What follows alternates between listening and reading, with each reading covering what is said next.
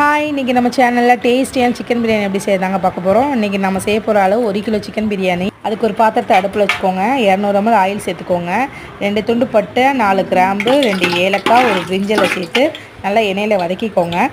எண்ணெயில் வதங்கினதுக்கப்புறம் 4 பெரிய சைஸ் வெங்காயத்தை நீல வாக்கில் கட் பண்ணி சேர்த்துக்கோங்க. பிரியாணி பொறுத்த வரைக்கும் வெங்காயம் நல்லா வதங்கினா தான் டேஸ்ட்டாக இருக்கும். லைட் ப்ரௌனாக வரணும். வெங்காயம் வதங்குறதுக்கு கொஞ்சம் உப்பு சேர்த்துக்கலாம். வெங்காயம் நல்லா வதங்கினதுக்கப்புறம் 2 டேபிள் ஸ்பூன் அளவுக்கு இஞ்சி பூண்டு போடணும். இஞ்சி பூண்டோட பச்சை வாசனை போகிற அளவுக்கு வதக்கிடணும். வதக்கினதுக்கப்புறம் 4 தக்காளி, 4 பச்சை மிளகாயும் சேர்த்துக்கணும். சேர்த்துட்டு அதே வெங்காயத்தோடு நல்லா சேர்த்து வதக்கணும்.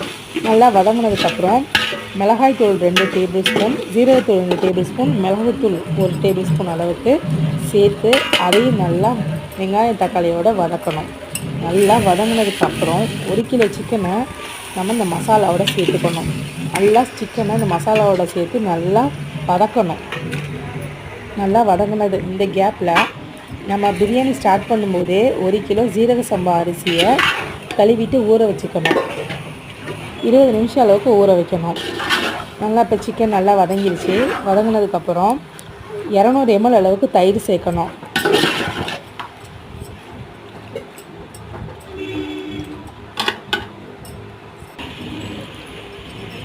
தயிரை சேர்த்துட்டு நல்லா சிக்கனில் நல்லா பெரட்டணும்.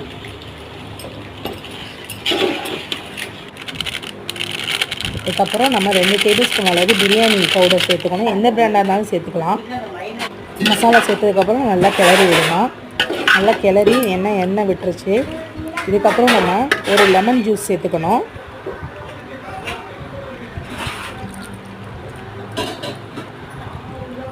சேர்த்ததுக்கப்புறம் ஒரு கை புதினா கொத்தமல்லி அளவு சேர்த்துக்கிட்டு, புதினா கொத்தமல்லி லாஸ்ட் சேர்த்தா நல்லா ஃப்ளேவராக இருக்கும். அதான் லாஸ்ட்டு சேர்க்கணும். நல்லா போட்டு கிளறிக்கணும். கிளறி மூடி வச்சிடணும்.